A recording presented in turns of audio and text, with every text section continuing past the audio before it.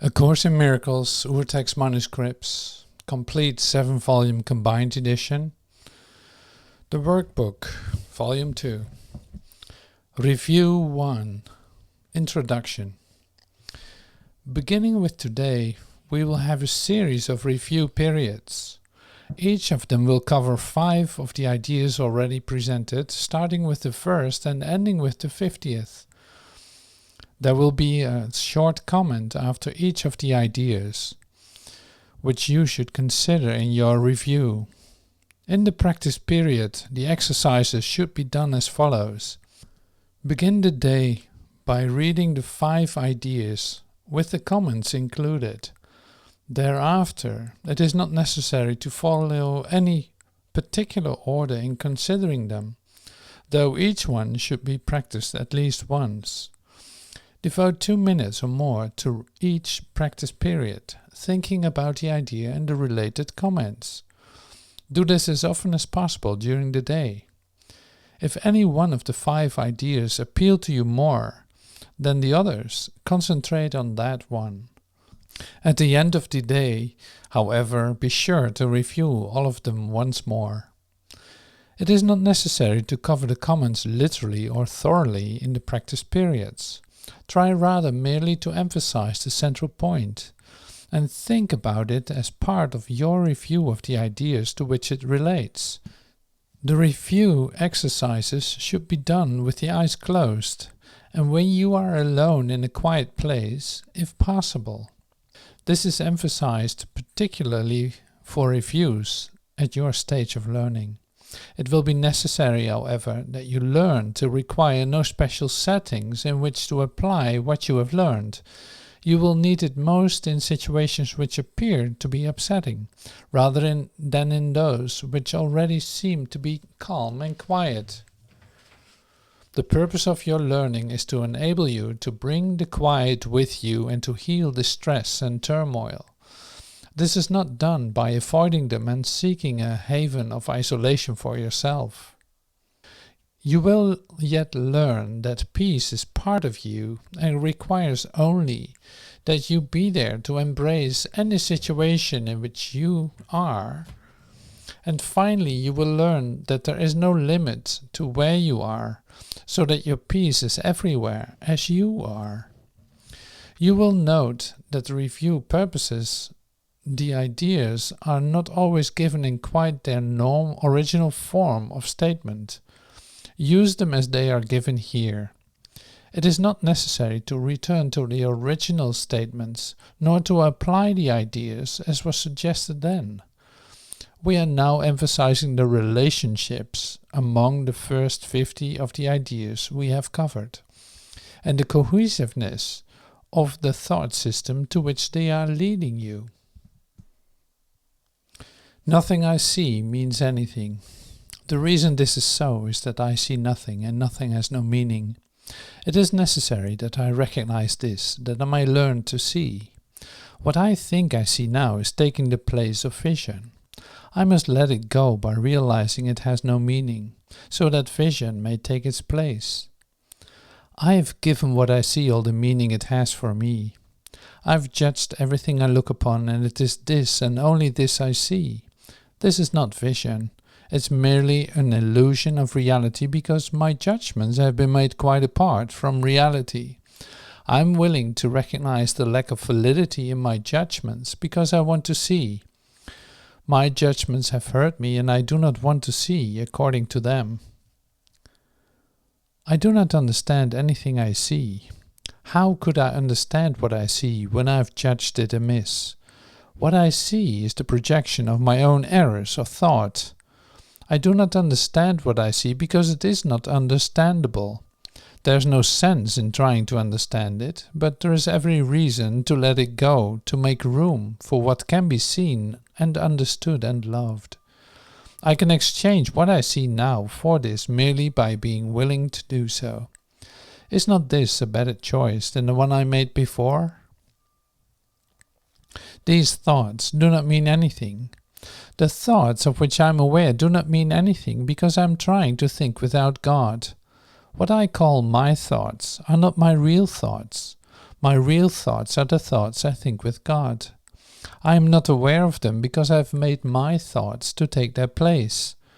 I am willing to recognize that my thoughts do not mean anything and to let them go.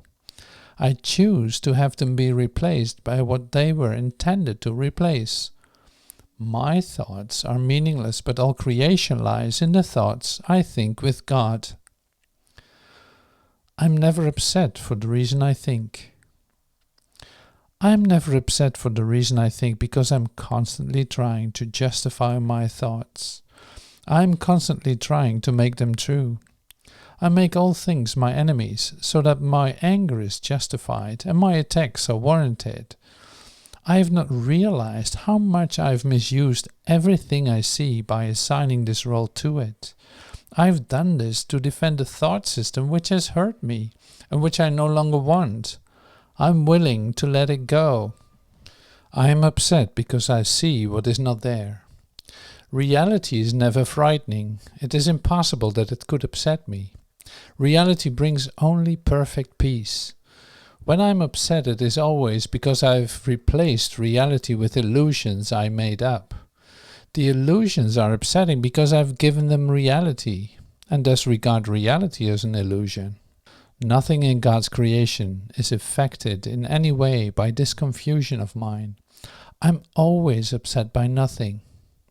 I see only the past. As I look about, I condemn the world I look upon. I call this seeing. I hold the past against everyone and everything, making them my enemies. When I have forgiven myself and remembered who I am, I will bless everyone and everything I see. There will be no past and therefore no enemies, and I will look with love on all that I failed to see before. My mind is preoccupied with past thoughts. I see only my own thoughts, and my mind is preoccupied with the past. What then can I see as it is? Let me remember that I look on the past to prevent the present from dawning on my mind. Let me understand that I am trying to use time against God. Let me learn to give the past away, realizing that in so doing I am giving up nothing. I see nothing as it is now. If I see nothing as it is now, it can truly be said that I see nothing. I can see only what is now. The choice is not whether to see the past or the present, it is merely whether to see or not. What I have chosen to see has cost me vision. Now I would choose again that I may see. My thoughts do not mean anything. I have no private thoughts. Yet it is only private thoughts of which I am aware. So what can these thoughts mean? They do not exist, and so they mean nothing. Yet my mind is part of creation and part of its creator. Would I not rather join the thinking of the universe than to obscure all what is really mine with my pitiful and meaningless private thoughts? My meaningless thoughts are showing me a meaningless world. Since the thoughts of which I am aware do not mean anything, the world which pictures them can have no meaning. What is producing this world is insane, and so is what it produces. Reality is not insane, and I have real thoughts as well as insane ones. I can therefore see a real world, if I look to my real thoughts as my guide for seeing. I am upset because I see a meaningless world. Insane thoughts are upsetting, and they produce a world in which there is no order anywhere.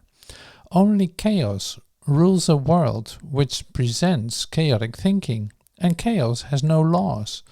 I cannot live in peace in such a world. I am grateful that this world is not real, and that I need not see it at all unless I choose to value it. And I do not choose to value what is totally insane and has no meaning.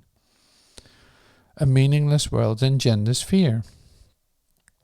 The totally insane engenders fear because it is completely undependable and offers no grounds for trust. Nothing in madness is dependable. It holds out no safety and no hope. But such a world is not real. I have given it the illusion of reality, and I have suffered from my belief in it. Now I choose to withdraw this belief and place my trust in reality. In choosing this, I will escape all the effects of the world of fear because I'm acknowledging that it does not exist. God did not create a meaningless world. How can a meaningless world exist if God did not create it?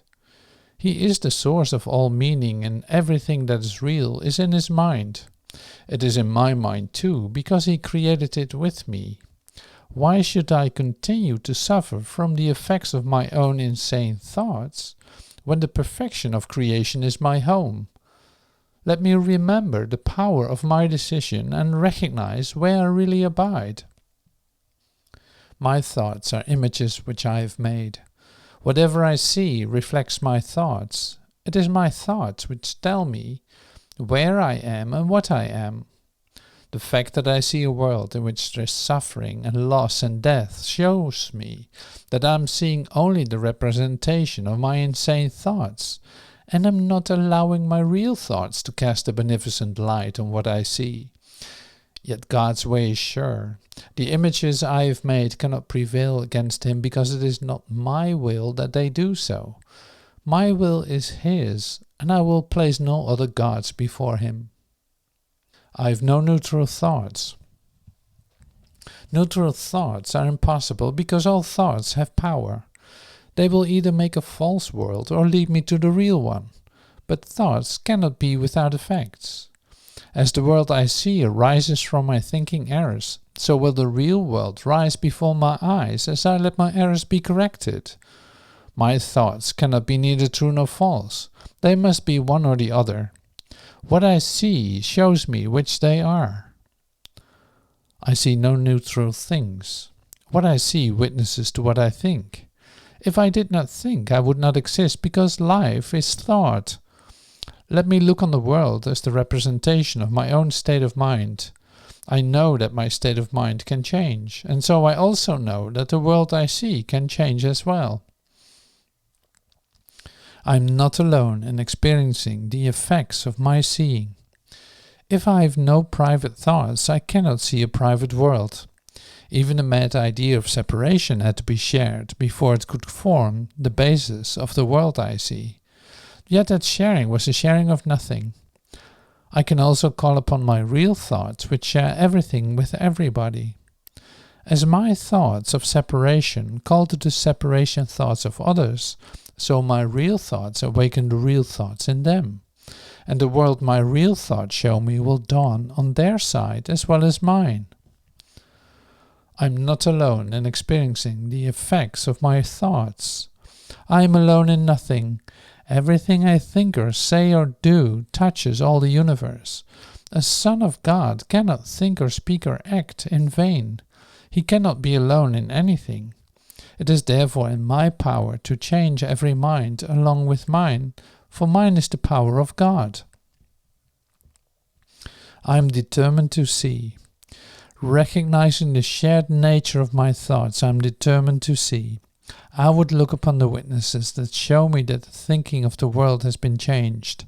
I would behold the proof that what has been done through me has enabled love to replace fear, and laughter to replace weeping, and abundance to replace loss. I would look upon the real world and let it teach me that my will and the will of God are one. I am determined to see things differently. What I see now are but signs of disease, disaster, and death.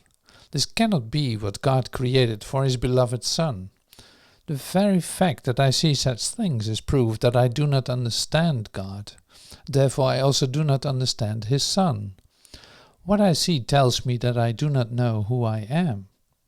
I am determined to see the witnesses to the truth in me rather than those which show me an illusion of myself. What I see is a form of vengeance. The world I see is hardly the representation of loving thoughts. It is a picture of attack on everything and by everything.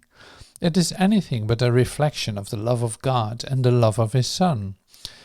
It is my own attack thoughts which give rise to this picture. My loving thoughts will save me from this perception of the world and give me the peace God intended me to have.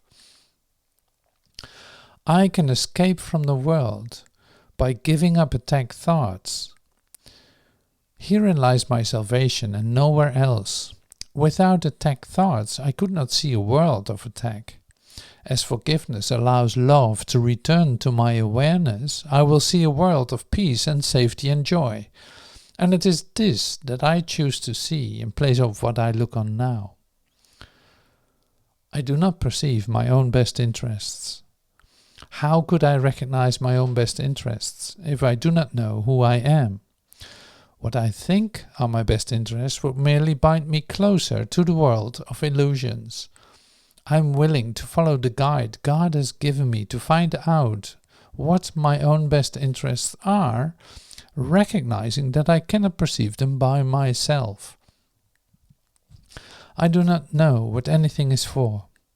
To me, the purpose of everything is to prove that my illusions about myself are real.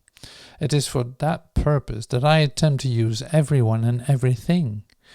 It is this that I believe the world is for. Therefore, I do not recognize its real purpose. The purpose I have given the world has led to a frightening picture of it. Let me open my mind to its real purpose by withdrawing the one I have given it and learning the truth about it. My attack thoughts are attacking my invulnerability. How can I know who I am when I see myself as under constant attack? Pain, illness, loss, age and death seem to threaten me. All my hopes and wishes and plans appear to be at the mercy of a world I cannot control. Yet perfect security and complete fulfillment are my inheritance.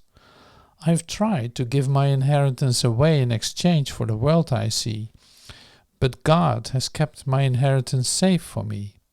My own real thoughts will teach me what it is.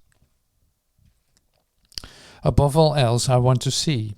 Recognizing that what I see reflects what I think I am, I realize that vision is my greatest need. The world I see attests to the fearful nature of the self-image I have made. If I would remember who I am, it is essential that I let this image of myself go. As it is replaced by truth, vision will surely be given me. And with this vision I will look upon the world and upon myself with charity and love. Above all else, I want to see differently. The world I see holds my fearful self-image in place and guarantees its continuance. While I see the world as I see it now, truth cannot enter my awareness. I would let the door behind this world be opened for me, that I may look past it to the world that reflects the love of God. God is in everything I see. Behind every image I have made, the truth remains unchanged. Behind every veil I've drawn across the face of love, its light remains undimmed. Beyond all my insane wishes is my will united with the will of my Father. God is still everywhere and in everything forever. And we who are part of Him will yet look past all appearances and recognize the truth beyond them all. God is in everything I see because God is in my mind. In my own mind, behind all my insane thoughts of separation and attack, is the knowledge that all is one forever. I have not lost the knowledge of who I am because I have forgotten it. It has been kept for me in the mind of God, who has not left His thoughts, and I, who am among them, am one with them and with Him. I am not the victim of the world I see. How can I be the victim of a world which can be completely undone if I so choose? My chains are loosened. I can drop them off merely by desiring to do so. The prison door is open. I can leave it simply by walking out. Nothing holds me in this world. Only my wish to stay keeps me a prisoner. I would give up insane wishes and walk into the sunlight at last. I have invented the world I see. I made up the prison in which I see myself, and all I need do is recognize this, and I am free. I have deluded myself into believing it is possible to imprison the Son of God.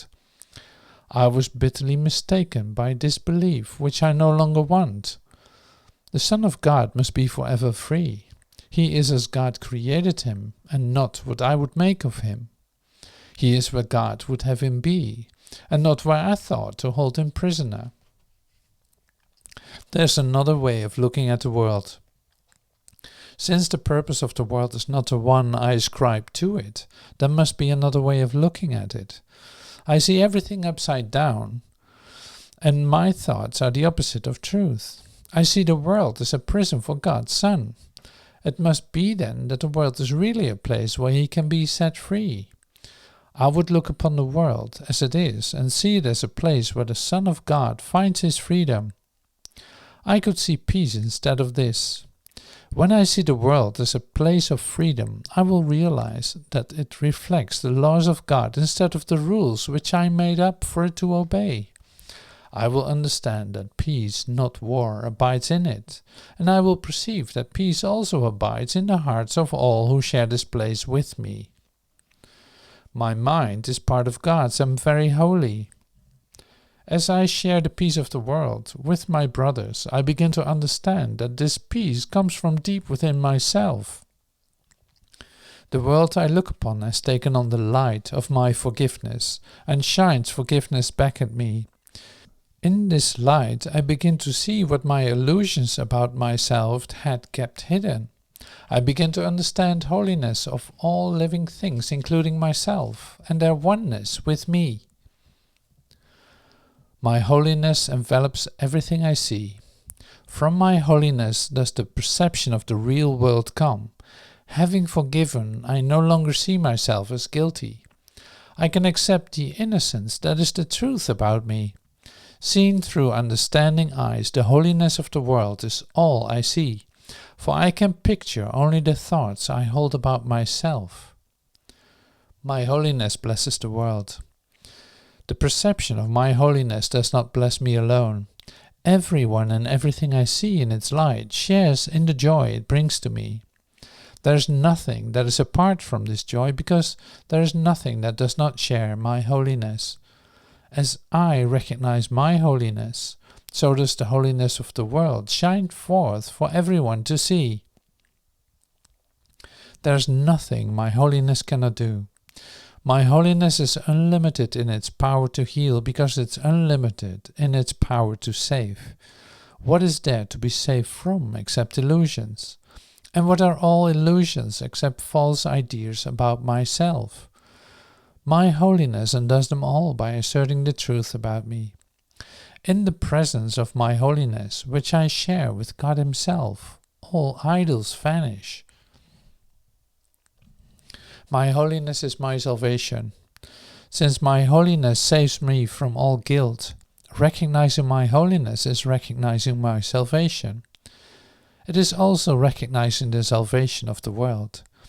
Once I have accepted my holiness, nothing can make me afraid, and because I am unafraid, everyone must share in my understanding, which is the gift of God to me and to the world. I am blessed as a son of God. Herein lies my claim to all good and only good. I am blessed as a son of God. All good things are mine because God intended them for me. I cannot suffer any loss or deprivation or pain because of who I am. My Father supports me, protects me, and directs me in all things. His care for me is infinite and is with me forever. I am eternally blessed as his son.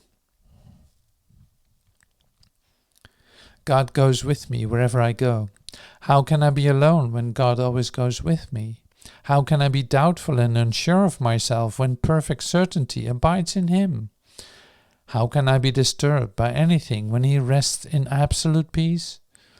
How can I suffer when love and joy surround me through him? Let me not cherish illusions about myself. I am perfect because God goes with me wherever I go.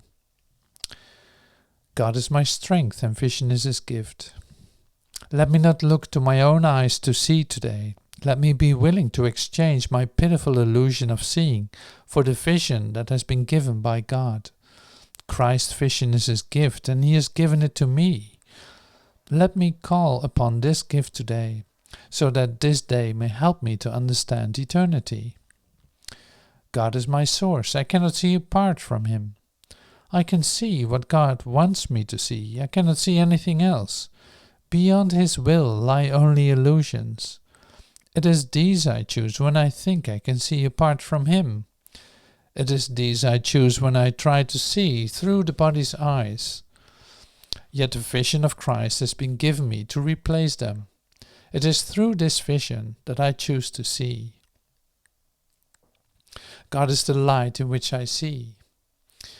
I cannot see in darkness. God is the only light. Therefore, if I am to see, it must be through him. I have tried to define what seeing is, and I have been wrong. Now it is given me to understand that God is the light in which I see. Let me welcome vision, and the happy world it will show me. God is the mind with which I think. I have no thoughts which I do not share with God. I have no thoughts apart from him because I have no mind apart from his. As part of his mind, my thoughts are his, and his thoughts are mine. God is the love in which I forgive. God does not forgive because he has never condemned. The blameless cannot blame, and those who have accepted their innocence see nothing to forgive. Yet forgiveness is the means by which I will recognize my innocence. It is the reflection of God's love on earth. It will bring me near enough to heaven that the love of God can reach down to me and raise me up to my home. God is the strength in which I trust. It is not my own strength through which I forgive. It is through the strength of God in me, which I am remembering as I forgive. As I begin to see, I recognize his reflection on earth. I forgive all things because I feel the stirring of his strength in me.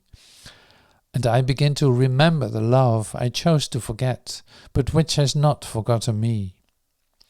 There is nothing to fear. How safe the world will look to me when I can see it. It will not look anything like what I imagine I see now. Everyone and everything I see will lean toward me to bless me. I will recognize in everyone my dearest friend. What could there be to fear in a world which I have forgiven and which has forgiven me? God's voice speaks to me all through the day. There is not a moment in which God's voice ceases to call on my forgiveness to save me. There is not a moment in which his voice fails to direct my thoughts and guide my actions and lead my feet. I am walking steadily on toward truth. There's nowhere else I can go, because God's voice is the only voice and the only guide that has been given to his Son.